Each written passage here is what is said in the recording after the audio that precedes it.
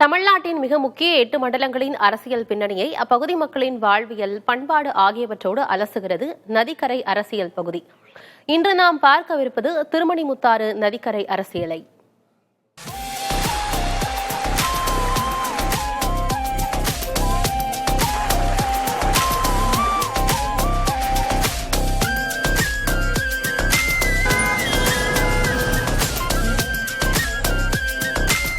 மாங்கனி மாநகரான சேலத்தின் சேர்வராயன் மலைத்தொடரில் உற்பத்தியாகி சுமார் 120 கிலோமீட்டர் தூரம் பயணித்து காவிரியுடன் கலக்கிறது திருமணிமுத்தாறு.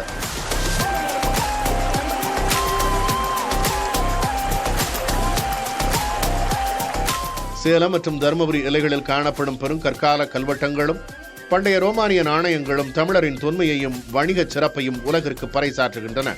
இன்றைய சேலம், தருமபுரி, கிருஷ்ணகிரி மாவட்ட மக்களின் வாழ்வோடும் கொங்கு மண்டல அரசியலோடும் பிரிக்க முடியாத பிணைப்பை கொண்டது திருமணிமுத்தாறு. 1967க்கு முன்னர் வரை தமிழகத்தின் பிற பகுதிகளைப் போலவே இங்கும் காங்கிரஸ் ஆதிக்கம் செலுத்தியது. ஆனால் 1967க்கு பின் திமுக, அதிமுக என திராவிட அரசியலின் மையப்புள்ளியாக இந்த மண்டலம் மாறியது. குறிப்பாக கடந்த சில தசாப்தங்களாக இந்த மண்டலம் அதிமுகவின் எஃகு கோட்டையாகவும் பாட்டாளி மக்கள் கட்சியின் செல்வாக்கு மண்டலமாகவும் உருவெடுத்துள்ளது. அதே சமயம் எல்லை பகுதிகளில் உள்ள தளி போன்ற தொகுதிகளில் இடதுசாரிகள் இன்றும் தங்களது பிடியை தக்க வைத்து வருகின்றனர். வன்னியர், கொங்கு வேளாளர், ஆதி திராவிடர், பழங்குடியினர், முதலியார், செட்டியார் என பல்வேறு சமூகத்தவர்கள் இங்கு குறிப்பிடத்தக்க அளவில் வசிக்கின்றனர். குறிப்பாக இந்த மண்டலத்தின் பெரும்பாலான தொகுதிகளில் வெற்றி வாய்ப்பை தீர்மானிப்பவர்களாக வன்னியர் மற்றும் கொங்கு வேளாளர் சமூகத்தவர்களே உள்ளனர். மாநிலத்தின் பிற பகுதிகளை காட்டிலும் மலைவாழ் பழங்குடியின மக்கள் செறிவாக உள்ள பகுதியாக தருமபுரி மற்றும் கிருஷ்ணகிரி மாவட்டங்கள் உள்ளன. அதே சமயம் ஓசூர் போன்ற தொழில் நகரங்களில் பன்மொழி பேசும் மொழி சிறுபான்மையினரும், சேலம் மாநகர பகுதிகளில் இஸ்லாமியர்கள் உள்ளிட்டோரும் தேர்தல் முடிவுகளை மாற்றி அமைக்கும் சக்தியாக உள்ளனர். முன்னாள் முதல்வர் எடப்பாடி கே பழனிசாமியின் சொந்த மாவட்டமான சேலம் அதிமுகவின் இதய துடிப்பாக திகழ்கிறது. எனினும் சேலம் வடக்கு போன்ற தொகுதிகளில் திமுக தனது செல்வாக்கை நிலைநிறுத்தி வருகிறது. விடுதலை சிறுத்தைகள் கட்சிக்கு இந்த மாவட்டங்களில் தொகுதிகள் ஒதுக்கப்படவில்லை என்றாலும் அக்கட்சி மூலம் இந்த பகுதிகளில் கணிசமான வாக்குகள் அந்த அணிக்கு செல்லக்கூடும். சேலம் மற்றும் தருமபுரி மாவட்டங்களில் பாமகவின் வாக்கு வங்கி யாராலும் புறக்கணிக்க முடியாத ஒன்று. எதிர்க்கட்சித் தலைவர் பழனிசாமியின் எடப்பாடி தொகுதியில் அவரது வெற்றிக்கு பாமகவின் வாக்கு வங்கி உதவும்.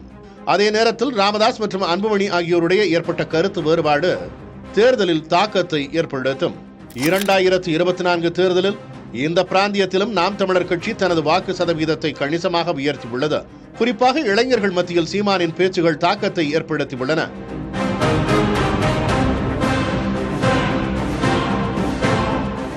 அதே சமயம் தவேகா தலைவர் விஜய் இளைஞர்களின் வாக்குகளை கவர்வார் என்பதால் அவர் யாருடைய வெற்றியை பாதிக்கப் போகிறார் என்று பெரிய கட்சிகள் கவலையுடன் கவனித்து வருகின்றன.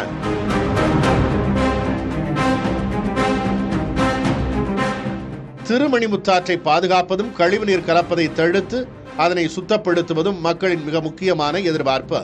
சேலத்தில் நிலவும் போக்குவரத்து நெரிசலுக்கு தீர்வு காண்பது, ஓசூர் மற்றும் கிருஷ்ணகிரியில் ஐடி பூங்காக்களை விரிவுபடுத்துவது, தருமபுரி மாவட்ட இளைஞர்கள் வேலை தேடி அண்டை மாநிலங்களுக்கு செல்வதை தடுக்க உள்ளூரிலேயே புதிய தொழிற்சாலைகளை உருவாக்குவது ஆகியவை மக்களின் நீண்டகால கனவுகள்.